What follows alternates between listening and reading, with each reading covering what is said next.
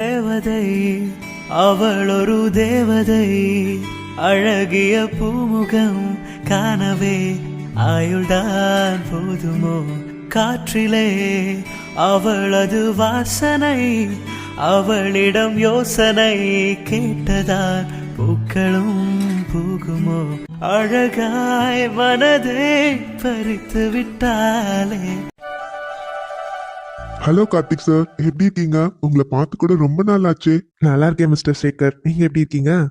நல்லா இருக்கேன் சார். முன்னாடிலாம் நம்ம கடைக்கு நிறைய டைம் வருவீங்க, இப்பெல்லாம் அவ்வளவா வரதே இல்லையே சார். அது ஒன்றும் இல்லை சார், கொஞ்சம் பிஸி அதான். Okay sir. இன்னைக்கு பர்ச்சேஸ் பண்ண தானே சார் வந்திருக்கீங்க? நம்ம கடையில இருக்க மேக்ஸிமம் ஆஃப் டிசைன்ஸ் உங்க கம்பெனில இருந்து டிசைன் பண்ணி வந்ததுதான். ஸோ இதை பார்த்த உடனே தெரிஞ்சிடும் நீங்க டிசைன் பண்ணதா என்னன்னு உங்களுக்கே. நான் டிசைன் பண்ணது தானே, யார்கிட்டயும் அவ்வளவா சொல்லாதீங்க சார், பிகாஸ் நான் இங்க கஸ்டமரா வந்திருக்கேன். ஷோர் சார், சொல்லுங்க சார், என்ன பாக்குறீங்க? சார் வீட்ல இருந்து கொஞ்சம் ஜுவல்ஸ் வாங்கணும்னு சொன்னாங்க, அதான் கூட்டிட்டு வந்திருக்கேன். அவங்கெல்லாம் பாப்பாங்க சார். ஓகே சார், வர சொல்லுங்க. Okay sir. மேடம் சொல்லுங்க மேடம், எந்த மாதிரி டிசைன்ஸ் பார்க்குறீங்க?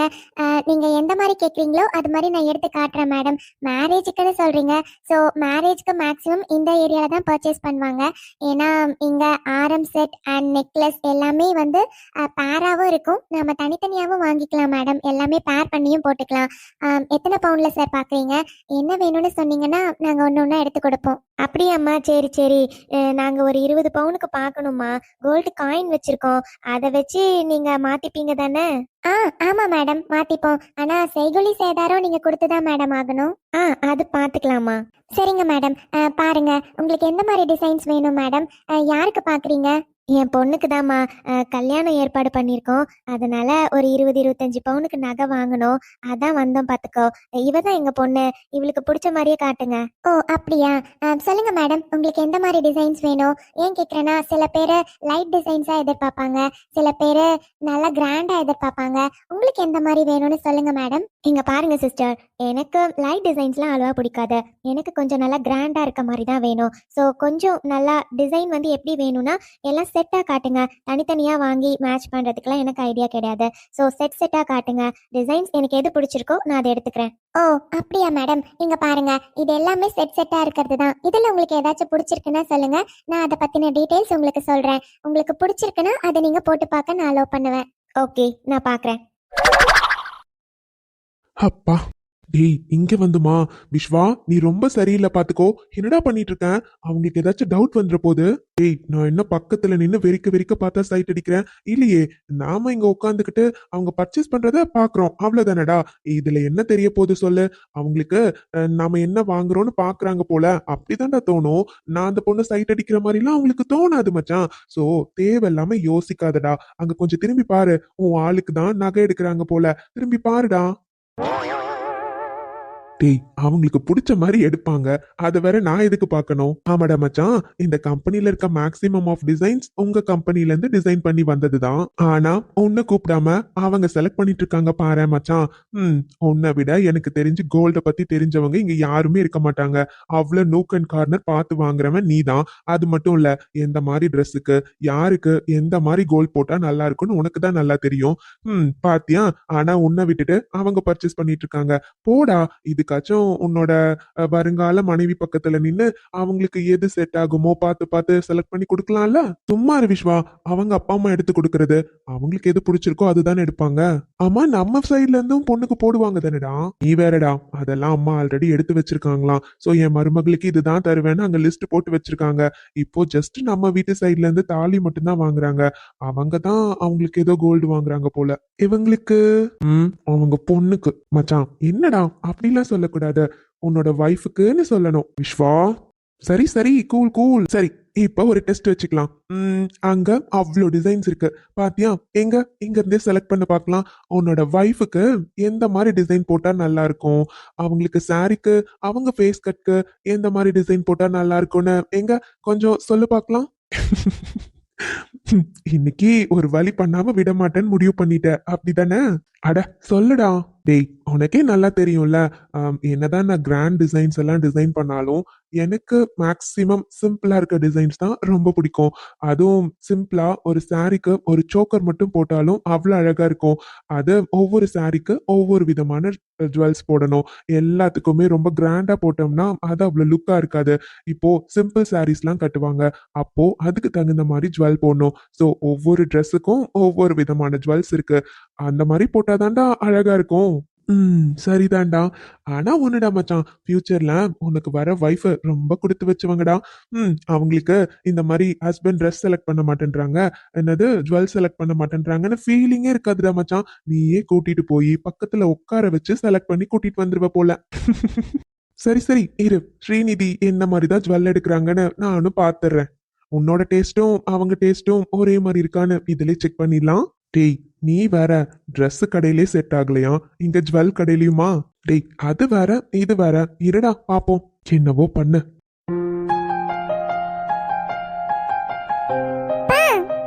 என்னடா அபி? என்ன சொல்றீங்க அப்பா? இங்க என்ன பண்றோம்? இங்க அவங்கெல்லாம் கொஞ்சம் ஜுவல்ஸ் எடுத்துட்டு இருக்காங்க, அதனால வந்திருக்கோம். அவங்கெல்லாம் எடுத்து முடிச்சதுக்கு அப்புறம் நம்ம வீட்டுக்கு கிளம்பலாம். ஓகேவா? பா, எனக்கு ஐஸ்கிரீம். என் அபி குட்டிக்கு ஐஸ்கிரீம் வேணுமா? ஓகே, இங்க இருந்து நம்ம கிளம்புறப்போ பாப்பாவை கடைக்கு கூட்டிட்டு போய் அப்பா உனக்கு ஐஸ்கிரீம் வாங்கி தரேன், சரியா? ஆமா, அபி குட்டிக்கு அப்பா மேல கோபம் போயிடுச்சா?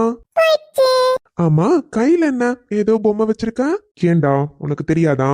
டேய் சும்மா இரு, நானே அவகிட்ட பேசி சமாதானப்படுத்திட்டு இருக்கேன், நீ வேற. ம் இது டக் பொம்மை. இது மீரா இருக்கல, அவ கொடுத்தாலே. அபி, அவங்கள அவ இவன்னு சொல்லக்கூடாதுடா, வாங்க போங்கன்னு தானே சொல்லணும். அப்பா, மீராதான் மீரானே கூப்பிட சொன்னா. நான் அப்படிதான் கூப்பிடுவேன். அபி, அவங்க அப்படிதான் சொல்லுவாங்க, நாம அப்படி பேர் சொல்லி கூப்பிடக்கூடாதுல்ல.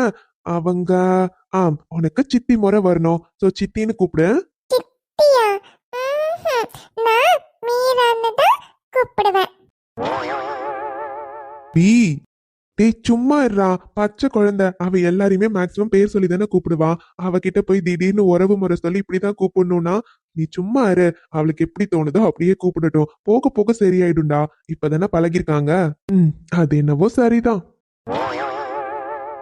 மீரா, சொல்லுங்கம்மா.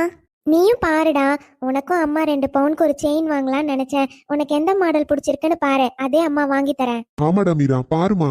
இல்லம்மா, எனக்கு இப்ப எதுவும் வேண்டாம். அக்காக்கு தானே மேரேஜ், அவளுக்கு தானே எல்லாம் வாங்கிட்டு இருக்கீங்க. நீங்க வாங்குங்க, எனக்கு அப்புறம் பாத்துக்கலாமா. இப்பெல்லாம் எதுவுமே வேண்டாம். அதானம்மா, அவ சொல்றதும் கரெக்ட் தானே. இப்போ எனக்கு தானே கல்யாணத்துக்கு நகை வாங்கலான்னு வந்தீங்க, இப்ப எதுக்காக அவளுக்கு பார்க்கணும்னு சொல்றீங்க? என்ன ஸ்ரீநிதி, உனக்காக பார்க்க வந்தாலும் அவளுக்கும் 2 பவுன் வாங்கி வைக்கணும்ல. உனக்கு அடுத்து அவளுக்கும் கல்யாணம் பண்ணி கொடுக்கணும். இப்ப இருந்தே கொஞ்சம் கொஞ்சமா சேர்த்தனா தானே முடியும். மீரா, நீ தான் நகையெல்லாம் கொஞ்சம் நல்லா பாப்பதானடா. உங்க அக்கா பாரு திணறிக்கிட்டே இருக்கா, நீ ஏதாச்சும் எடுத்து கூட பாக்கலாம். அவளுக்கு அது பிடிச்சிருந்தா அவ எடுத்துப்பால. சரிங்கப்பா. அக்கா, இந்த டிசைன் பாரு, இது சூப்பரா இருக்குக்கா. இது கோல்டும் கலந்த மாதிரி இருக்கு, முத்தும் கலந்த மாதிரி இருக்கு. எவ்வளவு அழகா இருக்குக்கா. சிம்பிளா நீட்டா இருக்கு. இது நீ இந்த மாதிரி சிம்பிள் சாரீஸ் ஏதாச்சும் சின்ன ஃபங்க்ஷன்ஸ்க்கெல்லாம் போறப்ப இதை போட்டினா ரொம்ப அழகா இருக்கும்க்கா. டேய் என்னடா, அங்க கொஞ்சம் பாரு. அக்கா, நீ கிராண்டா தான் பாக்குற, நான் அது தப்புன்னு சொல்லல. ஆனா கிராண்டா நீ இப்ப ஜுவல்ஸ் வாங்கினா ஏதாச்சும் ஃபங்க்ஷன்ஸ்க்கெல்லாம் போறப்போ போட்டுட்டு போலாம் தான். ஆனா இப்போ ஏதாச்சும் ஸ்மால் ஃபங்க்ஷன்ஸ்லாம் போறேன்னு வெய்யே, அந்த மாதிரி டைம் அவ்வளோ கிராண்டான நெக்லஸஸ் ஆரமே போட்டுட்டு போக முடியுமாக்கா? நீ கொஞ்சம் சிம்பிளா எடுத்தீங்கன்னா எல்லாத்துக்குமே போட்டுக்கலாம். உனக்கு பார்க்கவும் அழகா இருக்கும், நீட்டா இருக்கும்க்கா. ரொம்ப அதிகமா ஜுவல் போட்டு வர மாதிரியும் இருக்காது. ஒவ்வொரு ட்ரெஸ்ஸுக்கும் ஒவ்வொரு மாதிரி போட்டாதான்க்கா அழகா இருக்கும். நீ அந்த மாதிரி செட்டா எடுத்தீங்கன்னா எல்லாமே ஒரே டைம் தான் போடுற மாதிரி இருக்கும். அதே நீ தனித்தனியா எடுத்து பேர் பண்ணினா ரொம்ப அழகா இருக்கும்க்கா. இப்ப சிம்பிளா ஏதாச்சும் ஒரு சிம்பிள் ஃபங்க்ஷனுக்கு போகணும்னா சின்னதா போட்டா போதும். அதனால அந்த மாதிரி எடுத்து பாருக்கா, உனக்கு இன்னும் நல்லா இருக்கும்ல. நிறைய டிசைன்ஸ் நீ எடுக்கலாம். ஆமா ஸ்ரீநிதி, மீரா சொல்றது கரெக்ட் தானே, அந்த மாதிரி பாரு. மேடம், அப்பனா பாருங்க, இந்த மாதிரி சிம்பிள் டிசைன்ஸ்லாம் இங்க வச்சிருக்கேன். ஸோ இதெல்லாம் நீங்க தனியா எடுத்து பேர் பண்ணிக்கலாம் மேடம், அந்த ஆப்ஷன்ஸும் இருக்கு. இல்லை சிஸ்டர், எனக்கு எப்படி வேணுமோ நான் அப்படி தானே போட முடியும். எனக்கு இந்த மாதிரி டிசைன்ஸ் தான் பிடிச்சிருக்கு. இந்த மாதிரி ஆன்டிக் மாடல் அண்ட் இந்த மாதிரி கிராண்டாக ஆரம் நெக்லஸ்னு போட்டால் தான் எனக்கு வந்து கொஞ்சமாச்சும் கௌரவமாக இருக்கும். ஸோ எனக்கு இந்த மாதிரியே காட்டுங்க. சிம்பிள் டிசைன்ஸ்லாம் அவளுக்கு கல்யாணம்னா அவள் வந்து பார்த்து எடுத்துப்பா. எனக்கு அதில் இன்ட்ரெஸ்ட் இல்லை. ஒவ்வொருத்தரோட இன்ட்ரெஸ்ட் ஒவ்வொரு மாதிரி இருக்கும். ஸோ எனக்கு கொஞ்சம் கிராண்டாகவே காட்டுங்க. அக்கா, இப்படி எடுத்தீங்கன்னா இன்னும் கொஞ்சம் நிறைய எடுக்கலாம்ல, அதான் சொல்கிறேன். இங்கே பாரு மீரா, கடையாக இருக்கேன்னு அமைதியாக இருக்கேன். எனக்கு தானே நான் ஜுவல் எடுக்க வந்திருக்காங்க. நீ எதுக்கு உன்னோட சஜஷனை சொல்ற? எனக்கு பிடிச்ச மாதிரி மட்டும்தான் என்னால் எடுக்க முடியும். உன்னோட இஷ்டத்துக்குலாம் நான் எடுக்கிறதுக்கு ஆள் கிடையாது. இங்க பார், எனக்கு தேவையானதை நான் எடுத்துக்கிறேன். நீ உன் வேலையை மட்டும் பார்த்துட்டு அமைதியா இரு. சும்மா எல்லா விஷயத்திலையும் மூக்க நுழைக்காத. இல்லக்கா, அம்மா சொன்னாங்களேன்னு தான் நான் சொன்னேன். மற்றபடி ஒன்றும் இல்லை. உனக்கு எப்படி பிடிச்சிருக்கோ நீ அப்படியே எடுத்துக்கோ. ஸ்ரீநிதி, நான் தானே அவகிட்ட கேட்டேன். ஒரு ஐடியா கொடுத்தா அது எடுக்கிறதுக்கு உனக்கு என்ன கஷ்டமா இருக்கு? அந்த பிள்ளை பாவம், அவளுக்கு தெரிஞ்சது தானே சொன்னா. கடனை கூட பார்க்காம இங்க பாரு, வீட்டில தான் இப்படி பேசிட்டு இருக்கேன்னா வந்த இடத்துல இப்படிதான் நடந்துப்பியா? அக்கா, இது கடை, விடுங்க. சின்ன பிள்ளைங்க தானே, அவ ஏதோ எப்பயும் பேசுற மாதிரி பேசிட்டா, விடுங்க. அக்கா வாங்க, சீக்கிரமா எடுக்கலாம். இங்க சம்மந்தி வீட்டார்லாம் இருக்காங்கக்கா. ஏற்கனவே எல்லாரும் இங்க தான் பாத்துட்டு இருக்காங்க.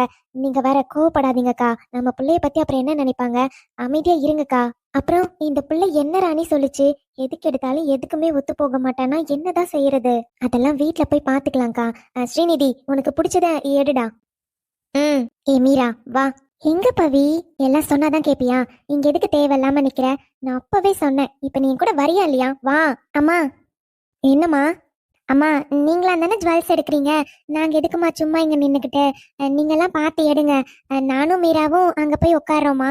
அப்படியா? அதுவும் சரிதான்டா. சரி போ, 2 பேரும் அங்க உட்காருங்க. வந்துட்டா எனக்கு சஜஷன் சொல்றதுக்கு. எனக்கு எப்படி எடுக்கணும்னு நான் தான் டிசைட் பண்ணணும். உனக்கு என்னடி? எனக்கு பிடிச்ச மாதிரி தான் நான் எடுப்பேன். சிம்பிளா எடுக்கணுமாம்ல, அதானே. எனக்கு அப்புறம் எல்லாத்தையும் சுருட்டுறதுக்கு தான் பிளான்ல இருக்கா. என்ன பிள்ளையோ. என்ன பவி, இங்க வந்து ஃபீல் பண்ண. அங்க போறப்பே நான் உன்கிட்ட சொல்லி தானே மீரா கூட்டிட்டு போனேன். நீ எதுவும் வாயை திறந்து பேசாத. நீ எது பேசினாலும் அக்கா குண்டக்க மண்டக்கா தான் ஏதாச்சும் சொல்லுவானே. கேட்டியா நீ? இல்ல பவி, அம்மா தானே கேட்டாங்க, அதனாலதான். இங்க பாரு மீரா, உனக்கு தெரியாததில்ல. எப்பயுமே உன் அக்கா நீ பேசுறதுக்கு எல்லாமே ஆப்போசிட்டா மட்டும்தான் பண்ணுவாங்க. அது சின்ன வயசுல இருந்தே நடந்துட்டு இருக்கிறது தானே. இப்ப தேவையில்லாம யோசிக்காத. இங்க பார், நான் நினைச்ச மாதிரிதான் நடந்திருக்கு. அங்க ஒண்ணு போகவே தேவையில்ல, இங்கே இரு. அவங்களே எடுத்துக்கிட்டோம். அவங்க கல்யாணம் தானே, அவங்களுக்கு என்ன பிடிக்குதோ எடுத்துக்கிட்டோம். சும்மா நீ போய் உன் தலையை கொடுத்துட்டு இருக்காத. பவி, நீ பார்த்ததானே, அது எல்லாமே 20-25 பவுனுக்குள்ள முடியும்னு நினைக்கிறியா? அதெல்லாம் பார்த்தா 30-35 பவுன் வந்துடும் போல. ஆனா அப்பா ஒரு 25 பவுனுக்குள்ளதான் எடுக்கணும்னு வந்திருக்காரு. அவரால் முடியாது பவி. அதனாலதான் நான் இந்த மாதிரி ஒரு ஆப்ஷன் சொன்னேன். ஏன், நான் சொன்ன மாதிரி எடுத்தாலும் மேட்ச் பண்ணி போட்டா அழகா இருக்கும் தானே. இங்க பாரு மீரா, நீ பெரியமாவும் பெரியப்பாவும் கஷ்டப்படக்கூடாதுன்னு நினைக்கிற. ஆனா உன் அக்கா அப்படி நினைக்கலையே. எப்பவுமே எல்லாமே கிராண்டா தான் வேணும், எல்லாமே காஸ்ட்லியா தான் வேணும்னு நினைக்கிறாங்க. என்ன பண்ண முடியும்? பொண்ணு ஆசைப்படுறாளேன்னு பெரியமா பெரியப்பாவும் எதுவும் சொல்லாம வாங்கி கொடுக்குறாங்க. வேற என்ன பண்ண முடியும்? கல்யாணத்துக்குன்னா அவங்க செஞ்சுதானே ஆகணும், வேற வழி இல்லையே. அதெல்லாம் எனக்கு புரியுது பவி. இருந்தாலும் நீ சும்மா ஃப்ரீயா விடு, பாத்துக்கலாம். அப்படி ஒருவேளை எக்ஸ்ட்ரா காசு வந்துச்சுன்னா உன் அக்கா தான் லட்சமா சேர்த்து வச்சிருக்காங்கல்ல, அதை எடுத்து செலவு பண்ண சொல்லலாம். அதெல்லாம் அவ கொடுக்க மாட்டா. எனக்கு புரியல மீரா. அப்படி மொத்த காசையும் அவங்களே வச்சுக்கிட்டு என்ன சாதிக்க போறாங்க? ஒரு இக்கட்டான சூழ்நிலையில கூட அவங்க காசை கொடுக்க மாட்டாங்களா? பேருக்கு தான் ஐடி கம்பெனில வேலை பாக்குறாங்க. வீட்டுக்குன்னு 1 ரூபாய் கூட காசு கொடுக்கறதில்ல. அவ்வளவு கஷ்டப்பட்டு பெரியமாவும் படிக்க வச்சாங்கல்ல, அதுக்காகவாச்சும் சம்பாதிச்சு இதுவரையும் ஏதாச்சும் ஒரே ஒரு ஸ்வீட் வாங்கி கொடுத்துருக்காங்களா உங்க அக்கா? இதுல உனக்கு என்ன வாங்கி கொடுத்தாலும் அதை போட்டி போட்டு அதுதான் வேணும்னு நிக்கிறாங்க. நீ சும்மா இரு மீரா. நீ மட்டும்தான் பெரியமா பெரியப்பா பத்தி கவலைப்படுற. உன் அக்காக்கு அவங்க சந்தோஷமா இருந்தா போதும், அவங்களுக்கு எல்லாமே கிடைச்சா போதும். இவங்க பத்திலாம் அவங்களுக்கு கொஞ்சம் கூட கவலையே இல்லை. அது உனக்கு எப்பதான் புரிய வருமோ எனக்கு தெரியல. நானே இதை ஆரம்பத்துல இருந்து சொல்லிட்டு இருக்கேன். முதல்ல ஃபீல் பண்றதை நிறுத்து. நீ என்ன பண்ணாலும் உன்னோட அருமை என்னன்னு அக்காவுக்கு புரியவே புரியாது மீரா. அவங்களுக்கு எப்பவும் உன்னை டாமினேட் பண்ணணும், உன்னை கஷ்டப்படுத்தணும். நீ ஆசைப்படுறது எதுவும் கிடைக்க கூடாது. அது மட்டும்தான் உன் அக்காவோட தாட்டா இருக்கு. நீ வேணா பார்த்துட்டே இரு, ஏதாச்சும் ஒண்ணு நடக்க போகுது, அப்பதான் உனக்கு தெரியும். அவி, அவ சின்ன வயசுல இருந்தே அப்படித்தானே. அதுதாண்டி எனக்கு புரியவே இல்லை. பெரியமா பெரியப்பாக்கு இப்படி ஒரு பொண்ணா? அவங்க கேரக்டர் மாதிரி நீ இருக்க. உங்க அக்கா யார் கேரக்டர்னே எனக்கு தெரியல. நீ வேற பவி, அவங்க அப்படியே என்னோட அத்தை கேரக்டர் கேரக்டர்னு அம்மா எப்பயும் திட்டிட்டே இருப்பாங்க. ஓ, இருக்கலாம் இருக்கலாம். உன் அத்தையும் இப்படி தானே பண்ணாங்க. அம்மா பெரியப்பா கிட்ட எல்லா சொத்தையும் ஏமாத்தி எழுதி வாங்கி வீட்டை விட்டு அனுப்புனவங்க தானே அவங்க. இருக்கலாம், உன் அக்கா கேரக்டரு அந்த மாதிரி தான் இருக்கு பாக்கிறதுக்கு. ஏய் என்னடி, அம்மா இருமீரா, என்னாலலாம் உன்ன மாதிரி பொறுமையெல்லாம் போக முடியாது. உன்கிட்ட கோவத்துல கூட திட்டக்கூடாதா என்ன? உன் அக்கான பாசம் தடுக்குதோ? அப்படி இல்ல.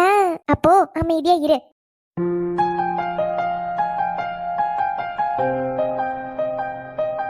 கார்த்தி. ம். என்னடா என்ன யோசிக்கிறேன்? ஆ, அதெல்லாம் ஒன்றும் இல்லடா. கார்த்தி, இங்க பாரு, நான் முன்னாடியே சொன்னதுதான். சிஸ்டர்ஸ்குள்ள சண்டை வர்றது சகஜம் தானே. அதெல்லாம் இன்னொரு வீட்டுக்கு போறப்ப சரியாயிடும்டா.